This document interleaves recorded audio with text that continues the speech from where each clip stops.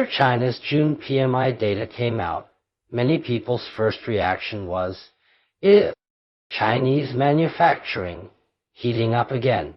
The manufacturing PMI rose to 50.3, back above the boom-bust line, so on the surface it is definitely a positive signal. But in my view, the most important thing is not the number 50.3 itself. Well, the real story is the structural change behind it. In simple terms, China's economy is not suddenly booming across the board. It is quietly shifting gears. First, let's look at manufacturing. In June, both production and new orders improved, and that matters a lot.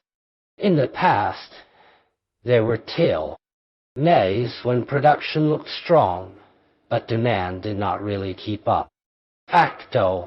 Rees were busy, but goods could not be sold smoothly and eventually turn into inventory. That kind of recovery is not healthy. This time, however,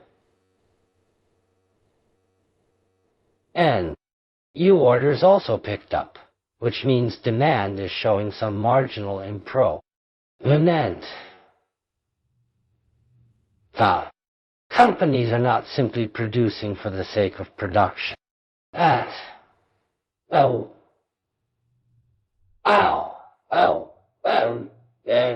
is why this PMI rebound does carry some weight. Another important point is that small and medium-sized companies also seem to be feeling a bit more when only large companies perform well, it does not necessarily mean the whole supply chain is comfortable.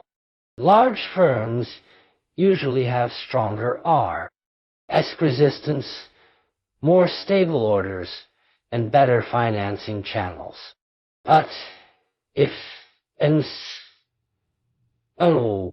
other firms are also improving, it means demand is spreading deeper into that industrial chain. Of course, this does not mean small businesses are already relaxed. Thin margins, long payment cycles, financing pressure, and hard costs are still real problems.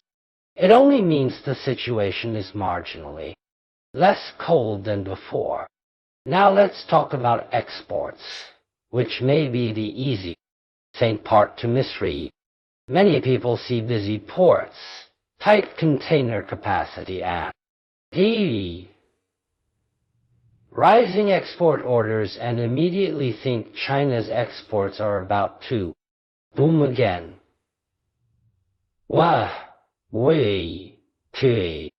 To be fair, China's manufacturing supply chain remains very stark. Delivery capability, cost control, and industrial coordination are still major advantages globally. Demand for machinery, electronics, high-tech products, and green low-carbon products is not weak. But the problem is that part of this export heat may come from front-loaded orders. Why would EA's customers order earlier? Because the external trade environment is uncertain. Tariffs, logistics costs, and supply chain adjustments may make buyers worry that costs will rise or deliveries will slow later, so they bring future orders forward. As a result, short-term data looks good, ports look easy, and factories have work to do. But that does not mean the same momentum can continue every month. In other words, exports are not bad, but we can only look at the headline order volume. We also need to ask whether orders are sustainable whether profit margins are improving, and whether payment key pressure is rising. If companies receive many orders, but most of them are low price, low margin orders, or if they are taking them mainly to keep shell and keep production lines running and maintain cash flow, then this boom contains some froth. Another interesting phenomenon is that production data improved, but some traditional high-frequency indicators did not strengthen at the same pace. In the past, when manufacturing and infrastructure claimed hourly heated up, electricity consumption, steel, cement, coal, and asphalt of all 10 move together. But this time the movement is not fully synchronized. Some traditional indicators are not that strong. What does this tell us? It tells us that China's economic engine is changing. In the past, growth was driven more by real estate, traditional infrastructure, and heavy industry. So when the economy heated up, steel, cement, and coal reacted immediately. But now, more growth is coming from high-tech manufacturing, equipment manufacturing, new energy, the digital economy, smart devices, and service consumption.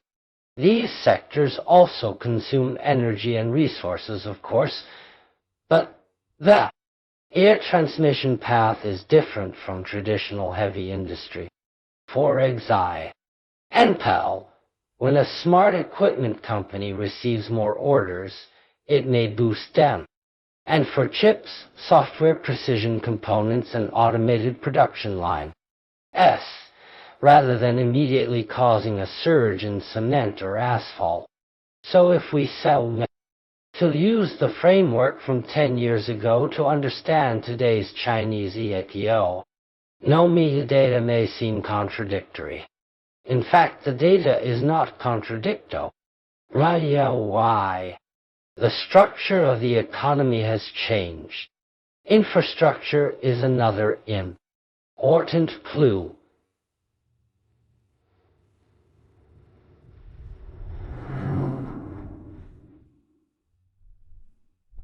In the past, whenever people talked about stabilizing growth, they immediately thought of roads, bridges, and real estate-related projects.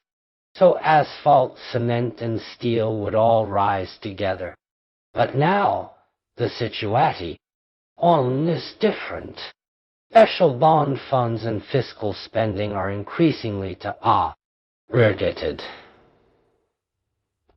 They may not all flow into traditional road projects.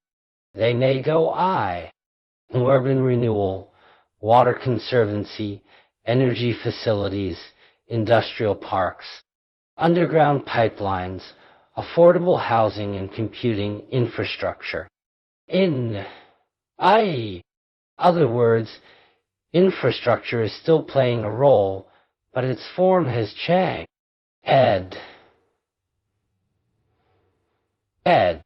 It is no longer only about expanding scale.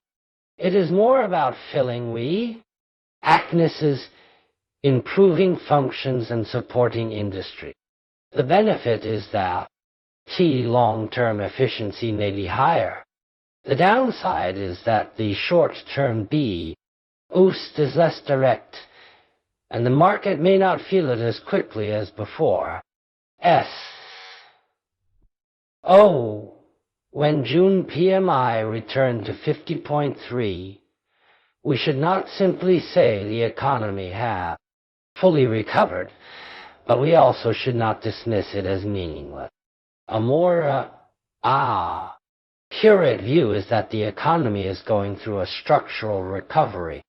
Growth drivers are strengthening, while old drivers remain under pressure.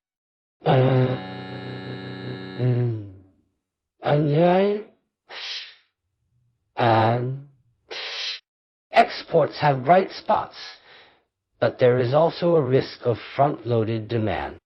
D. Ow. Ow. Production is recovering, but demand still needs to be consolidated. Ho. How. Icy is supporting the economy, but the approach is no longer broad flooding.